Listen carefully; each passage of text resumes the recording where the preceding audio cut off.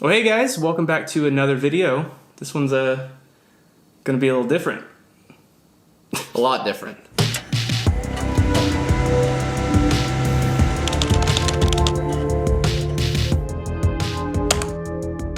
Well, yeah, this is gonna be a different video. This is my friend Anson. Hello. Say hi. We actually used to be co-workers for quite some time. Yeah. Been friends for about the same amount of time. Guess so, yeah. About 4 but years.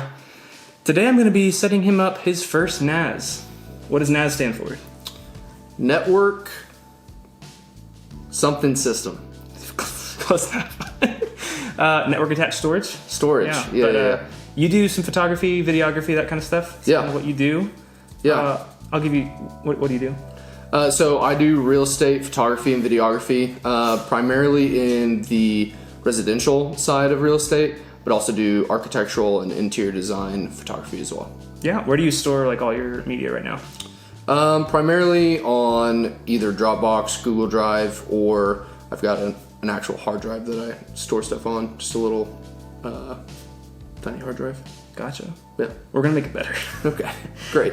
My goal is to bring NAS to the world. This is a Synology DS923 Plus that I looked at in a previous video, and I don't really have a use for it because I already have 3 NAS devices at my house running currently, so I really don't need it. And so I thought this guy could use it, and he's probably gonna start helping me edit some videos here soon, so he'll need a place to, well, actually he won't need a place to put my footage because that's another video that I'll get to soon. It'll be cool. But yeah, we're gonna set him up with this Synology, and we're gonna set him up with some of these I'm just kidding, not 10 terabyte, because I took this. Right. These are the actually 4 terabyte Seagate Iron Wolf NAS drives. So we're gonna have 4 of those, so 16 terabytes total, and then we'll probably end up with about 8 terabytes usable. But I'm actually not gonna do any of this stuff in this video. He's actually gonna do all the setup in this video, and I'm just gonna kind of help him out, so it'll be kind of fun. So let's get started. Let's do it.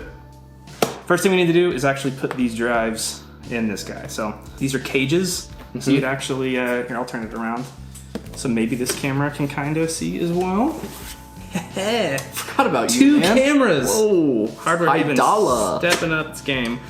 So these basically just pull out. Right, yeah. little It's cages. like inside of my PC. Oh yeah, cool. So we'll take these cages out, we'll put these drives in, put them all in there, and then we'll have to go set this up, so. Cool. So what Colton is doing. These are the 4 terabyte Seagates, so we'll have 4 of those. Yep. And so how these work, at least on this guy. I feel like you just showed me my oil levels in my car. Like, sir, this is the...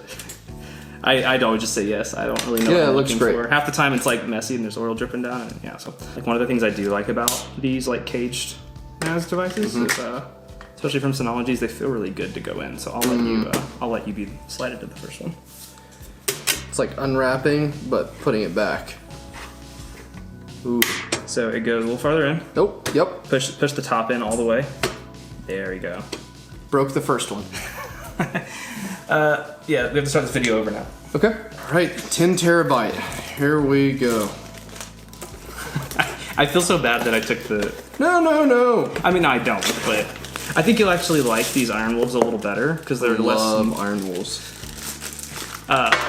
They're a little... Oh, I just kind of dropped that on the glass table a little bit. The one thing you don't want to do with hard drives like this is vibrations are really bad. And then you're supposed to touch as much of this with your finger as possible. You wanna lick your finger first. Oh.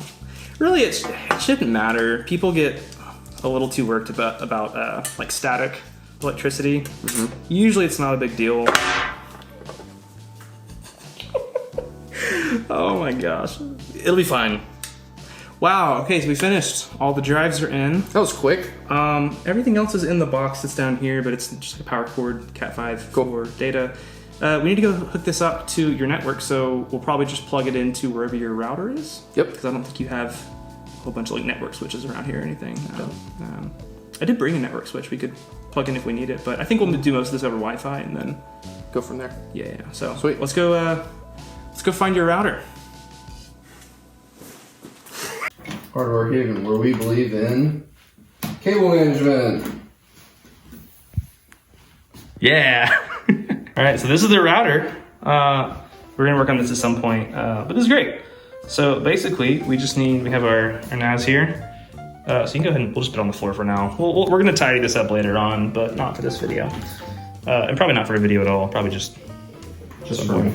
Yeah, because we're buds. That's what buds do. They help each other put NASs in their house and tidy them up. All right, and then here's the power cord. All right, and then we just have a little Ethernet cable, a Cat5e guy. So that'll go into either one of those ports on the back of that. And then from there, it'll go into one of the LAN ports on your router.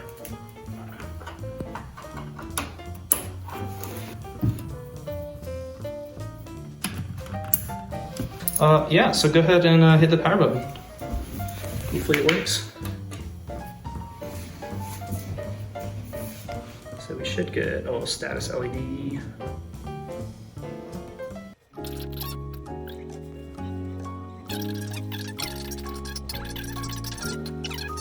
Oh yeah, I didn't actually do a factory reset on this, so there is like a reset button on the back. We can probably press it, and so we'll do that off camera because I'm tired of holding this camera. But we'll just pretend that was it. Did it. All right, so we got it all plugged in, hooked up. Let's see if it actually worked. So I'll let you actually, you're doing this. What am I doing? So go to Finds, F-I-N-D-S, there it is. You can just go down. Go to that. So this is just kind of like a tool they have for Synology at least, and it'll scan your local network and see if it comes across any Synology devices. It'd be really embarrassing if it didn't work right now. True. It'd be on you, not me. It would be. It's probably from all those. Hey, there we go. So you can see we have a DS923 Plus, and you can also see this IP address 192.168.1.231. So that's its local IP address on your network. So looks good. So we'll go to connect.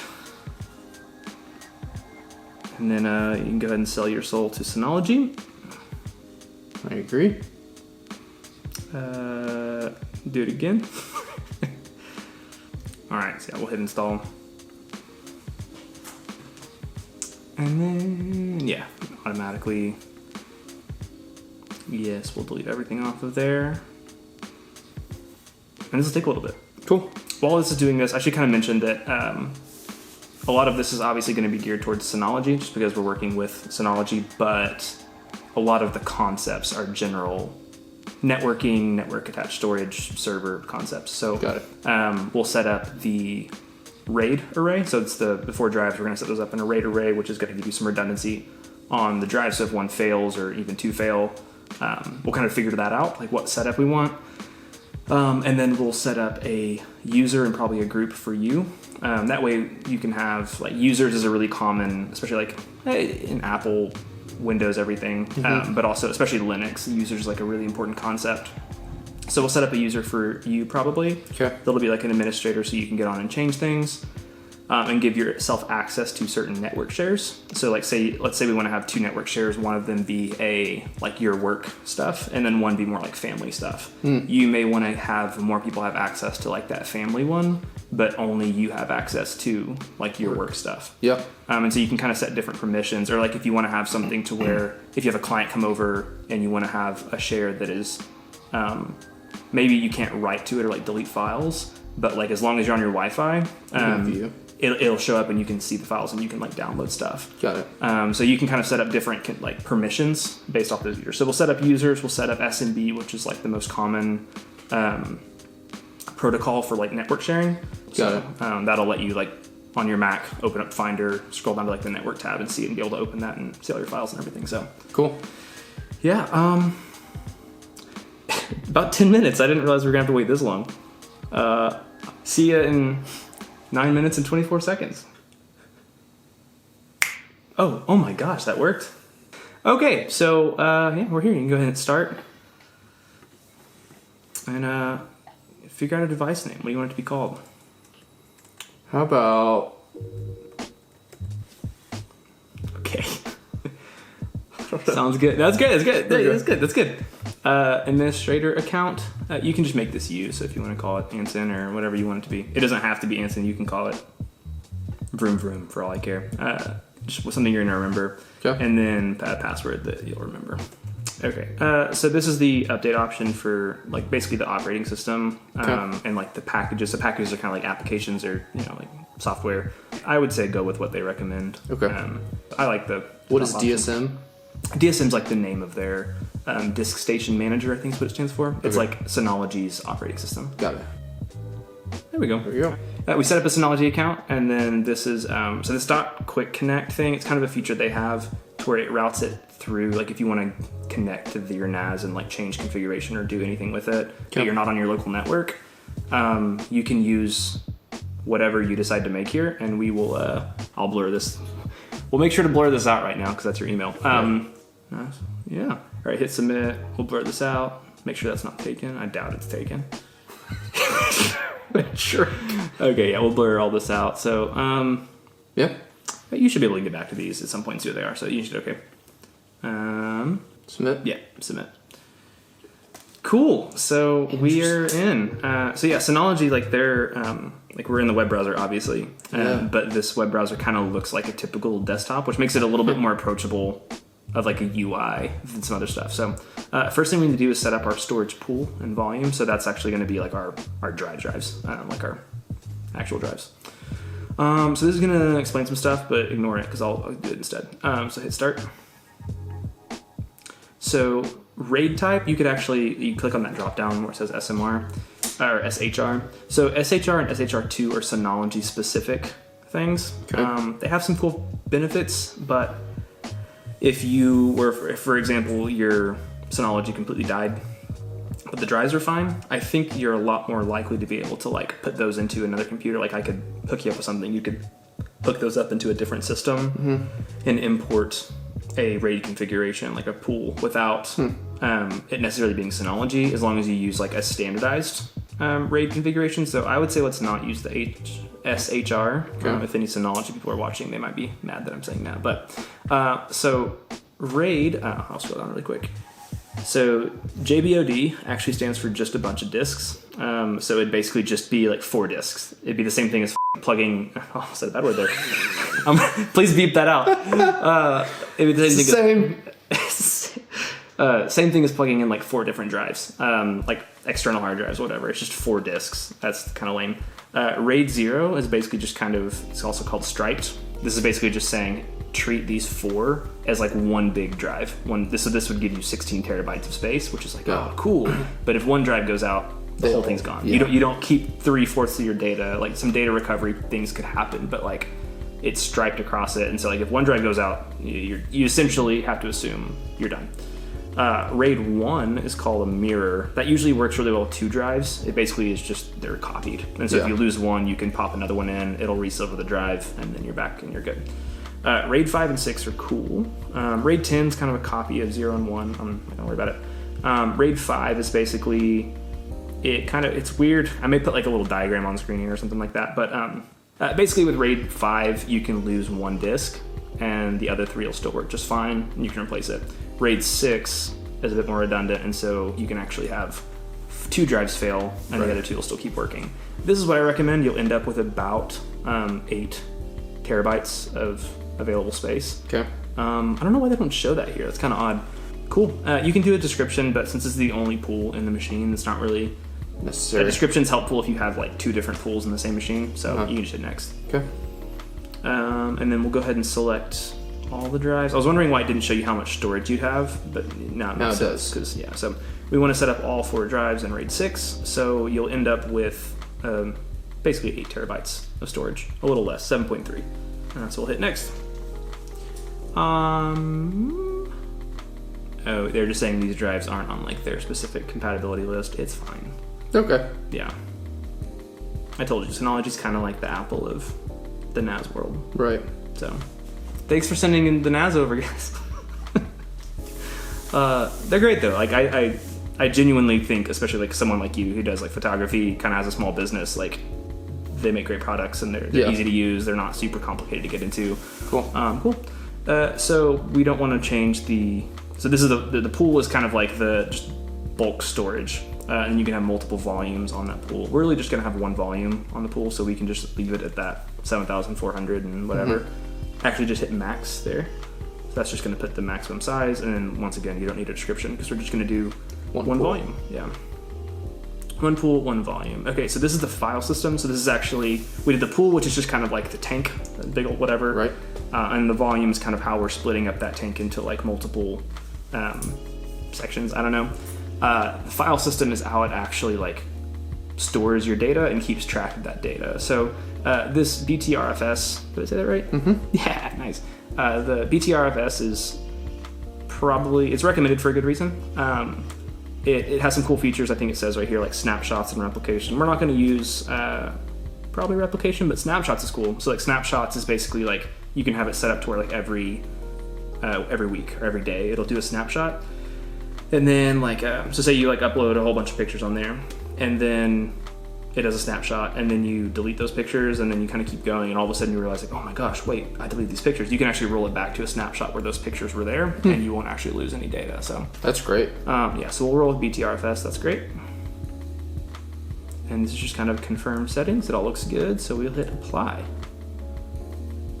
Not yet. Just lost 3 years of my work. If anyone lost data, it's me, because these were my NAS drives up until just recently. Thanks, Colton. Okay, so we have a pool. It'll probably say something about it optimizing or something. Yeah, so down here, you can see volume 1, optimizing in background. It's just kind of going through and doing some kind of figuring out where all the different sectors are and like what's good, what's not good on the drives. And right. But it's doing this in the background, so we can actually like start setting some stuff up. Cool. So yeah, let's go ahead and you can X out of this quick tour thing. I'll show you around. I know Synology, I know DSM well enough. So right now we're in the Storage Manager app. So if you go on the left-hand side, you can go to Overview.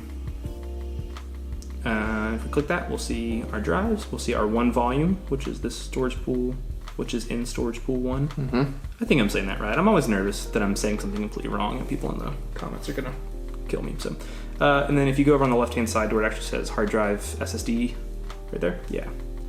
You can see our 4 drives. We can see, and this will do some things called smart tests, which smart is kind of like a system of like drives being able to like analyze themselves and say like, hey, like what's my temperatures? Like, am I doing, are there bad sectors here? Like, how long have I been running? What's my like expected lifespan? Like all these different like metrics that it can basically send out to your NAS periodically, and like kind of, it'll actually be able to a lot of times be like, hey, I'm probably going to die soon. Before it actually dies. So, or you can notice that one of your drives is getting abnormally hot or something like that. So it'll send you diagnostics however frequent as you want, basically. Yeah, I think actually I may hop on real quick. I might actually just go ahead and set up this smart test really quick just to run, schedule run the following days. We'll do, we'll do weekdays. We'll do like Monday. I'm not sure what kind of smart test this is. Let's see. There's like longer ones where it'll actually like pull it down.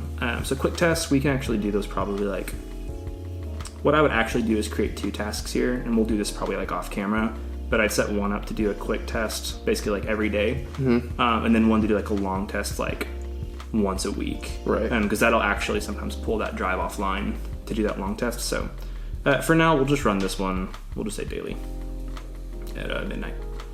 Cool. Is that midnight? Yeah, 0 is going to be midnight. So usually it's like 24 hours is kind of how it'll map that out. So, okay, so we're here with Synology. There's this control panel over on the left. You can click that. That'll give us some like basic, a lot of our just like basic setups here. You can X out of it really quick, or actually you can minimize it, it's fine, either one. And then if you go to the top left, that little like application thing, yeah. This shows you all of your, very similar to like Mac OS, like the Launchpad or whatever it's called. It'll show you all of your current packages, that's what they call them. So right now it's a lot of the basic stuff. And then you can just click out of this. And then Package Center. This is where you can agree to terms of service. This is basically where you can go like full screen really quick maybe. These are all of like the Synology branded packages. Okay. So you can scroll down and you can see a lot of this stuff doesn't make sense. A lot of it's very like business oriented. We may use some of it. There's some other open source packages down here. So there's some stuff, but you can also, there's like community packages that people have made themselves, and you can add those like repositories of community packages for things like Jellyfin or Plex or things like that. So Cool. We'll do some of that later. For now, let's go ahead and set up a user. So we'll go to the control panel. And like I said earlier, a lot of this stuff is kind of Synology specific, but not really. A lot of it is general. It'll be in a different place depending on like what kind of NAS you're setting up. Like if you ever set up something, like if you do like True NAS later on or something like that. Different places, different UI, but a lot of the same concepts. So Cool. So we'll go to user group, obviously. Oh, and you already have an Anson user. Yeah, I forget it makes you not use the admin user by default. It makes you set up like An actual user account. But you can click on it really quick and just see like what. Maybe go to edit. Permissions over on the right, maybe.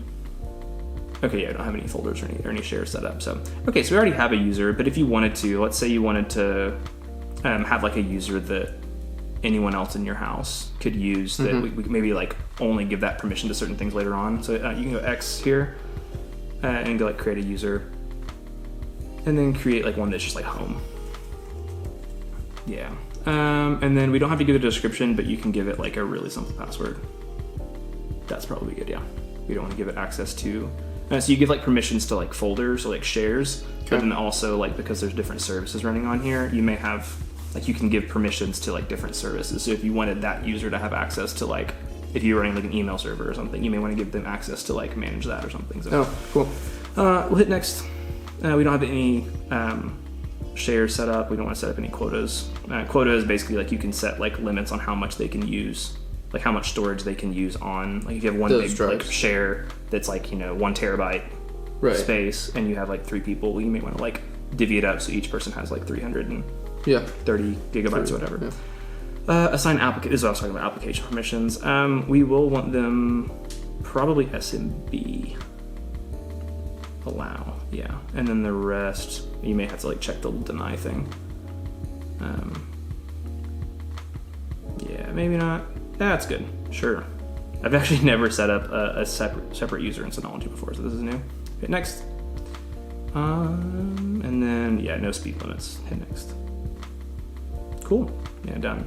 Yeah, these are really geared towards like small businesses where there may be like employees that they want to create accounts for and things like that. So got it. Cool, so let's make a shared folder. So over on the left-hand side, click that. We'll hit create shared folder. And let's make this like, where like you'll put like work stuff. So like footage and things like that. So you can call it like content or whatever, I don't know, whatever sounds good to you. How about that? Yeah, that's great. Okay. And then yeah, location. So we only have that one volume, so it's just gonna be in that volume. And then, so I would say hide this shared folder in my network places, so that'll be like it won't show up. Like if you're on like a Finder or File Explorer, it won't show up on the network. Whatever, you'll have to kind of like log into it. Got it. You shouldn't have to worry about hiding subfolders because it's only going to be on there anyway. Right. And then enable recycle bin. That the same way you have like a recycling bin on like Mac or Mac OS or Windows or whatever, you can have a recycling bin here. Cool. Which is probably smart to do. So yeah. I would hit next. And then I wouldn't worry about encryption. I don't think any of your stuff's so important that you're not encrypting like people's data or like your personal data here or anything. So if someone were to get access to it, yeah, they have access to photos, but there's no reason to put the extra. Yeah. Enable data checksum for advanced data integrity. I'm pretty sure that's a BTRFS thing. I would click yes. Okay. File compression. So this is actually interesting. With shares like this, you can actually do like ZFS is what True NAS runs. Is what I have. ZFS is the file system, like instead of BTRFS. Got it. It'll actually by default compress like the same way that like a zip file would compress data, make it smaller. Mm-hmm. It'll like compress when you save something. It'll actually see like, oh hey, how can I make this file a little smaller? And so it'll like compress it without losing any data. And then when you pull it off, it'll decompress it like as you're transferring it over, which uses some CPU resources, but it actually can save some space. So like, it's cool. I think it maybe if you don't feel like you're going to run out of space, maybe don't worry about it. Okay. This CPU on this NAS should be able to handle that just fine though. So let's say no. We can always add it later. Cool. And then no quota. Like we're not limiting the amount of space you put on here. So yeah, and that quota there would be like, because you're using one big pool maybe for like work and home. If you wanted to like say, hey, this folder can only be 4 terabytes, so that way I have 3 terabytes on my home folder or whatever. I would say just leave them whatever, and then you'll just start to notice, like if you start to fill up your 8 terabytes of work stuff and home stuff, then you'd probably have to look at like expanding or whatever. Right. Cool. Hit next. And so now user permissions, you want to give Anson, by default, since he's an administrative user, he already has read and write access. But yeah, so this actually by default looks correct. Like you want to have read and write access. You could maybe give your home user read access only, so they wouldn't be able to delete or like make files. Okay. But honestly, like you can just leave it off because, yeah, realistically, just leave that off too. You can put it on there. By default, it already. So the reason this is read and write is because your group permissions, because you're part of the administrator group. Right. Yeah, so we won't make groups because we're only going to have like 2 users, but you could create groups and say like a home group and make one for, like if you had multiple people living here, which you do, but I'm not going to talk about that. It's YouTube.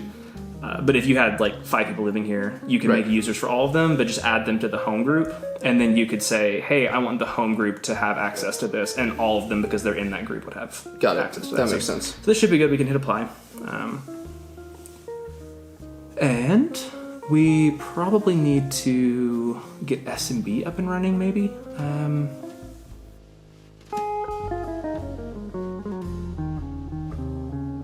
So I think this should be up and running. Sweet. Okay, so under Finder here. Oh, hey, look. Okay, so if I go to Network, we'll make sure and blur some stuff out here. But if I go to Network, we see we already have this NAS car here.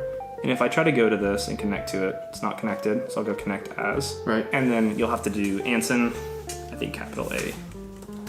And then your password you set up with, not the Synology website, but the first one you set up. The one for the actual administrative user on your NAS. And hit connect. And connection failed. Nice. Let's try it again. We'll double check it's not just mistyping the password. One moment. 2 hours later. Hey! There we go. Weird. I think just relaunching Finder worked. Sometimes it'll like cache things weird, so I don't know. But yeah, so now you have this work folder. And I'm going to, just for funsies, just because this is my computer, I'll go find something that I can safely. We'll have to do a lot of blurring here. I didn't think this part through. Cool, so we have this. I have this fake folder here, so we don't have to blur as much. We'll just look at this. This is cool. Thanks. Nice. Okay, so we'll just copy this over to there. This will give us a good idea of what speed we're actually running at. Oh, hey, cool. We're getting that. That's actually decent, because you're going to be limited to about 112 megabytes per second. Okay. Just because that's the limit of gigabit. That's why you'll hear people talking about like getting 10 gigabit or something like that for like video editors. And so you can get 10 times that on a network connection. Like I use 2.5 gigabit between my NAS and my computer.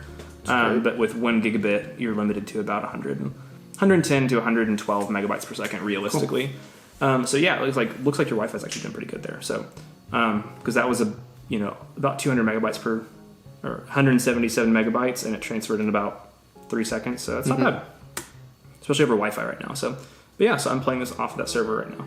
Cool. So we have shares set up. This is probably going to be a part 2 for the video. We're going to come back and do some stuff like setting up a VPN and maybe some Jellyfin or something like that. So yeah, thanks for watching. Stay curious. And we'll see you in the next one.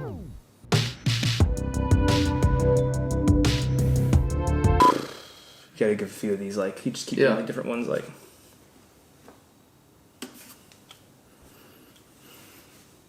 Oh, hold on, what was like the...